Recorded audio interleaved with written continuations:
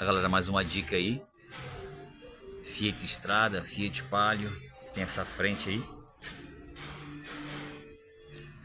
Tá passando para vocês aí a posição do fusível da meia luz de posição, que é chamada. Aqui no compartimento do motor, aqui no lado da bateria, a gente vai encontrar essa é a caixa de fusível. Vai ter uma capa protetora aqui que eu já tirei, que é só encaixe. Aqui são acomodados, a caixa de fusível principal do carro é essa aqui. Esse carro não tem caixa de fusível interna.